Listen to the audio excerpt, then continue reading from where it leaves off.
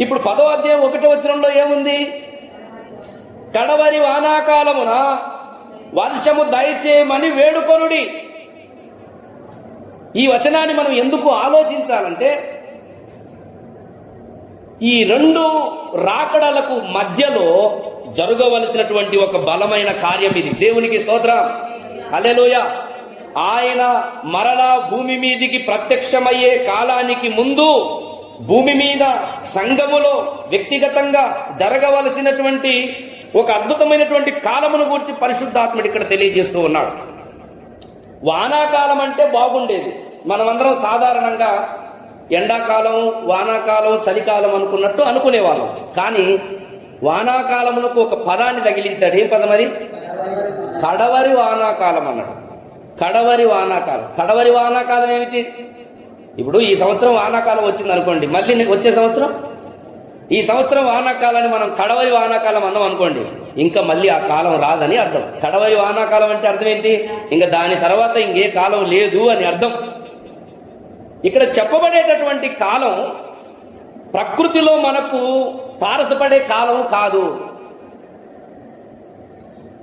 భూ సంబంధమైనటువంటి, భౌతిక సంబంధమైనటువంటి వ్యవహారాలలో, విషయాలలో దేవుడు ఆయా కాలాలను నియమించినట్టుగా వృద్ధి చెందడానికి, ఫలించడానికి, సమృద్ధి కలిగి ఉండడానికి, కరువు దూరం చేయడానికి, సస్యశ్యామలత దేశమంతటా ఉంచడానికి దేవుడు వానాకాలమును నియమించినట్టుగా ఆధ్యాత్మిక ప్రపంచంలో కూడా నీవు వృద్ధి చెందడానికి దేవుడు నియమించిన వానాకాలం ఒకటి ఉంది. దేవునికి స్తోత్రం, హల్లెలూయా.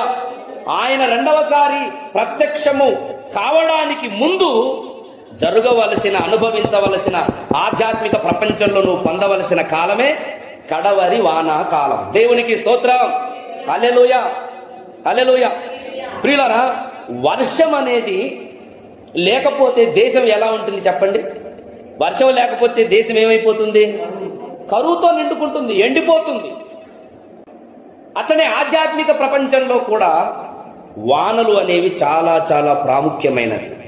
వాన లేకపోతే కరువు ఉన్నట్టు, వాన లేకపోతే ఎండిపోయినట్టు, వాన లేకపోతే నష్టమైనట్లుగా ఆధ్యాత్మిక జీవితంలో కూడా వానలు లేకపోతే, ఆధ్యాత్మిక జీవితంలో కూడా కడవరి వర్షం కురవకపోతే ఎండిపోతుంది, నష్టం ఎదుర్కోవాల్సి వస్తుంది, కరువును అనుభవించవలసి వస్తుంది, సంతోషం దూరమైపోతుంది.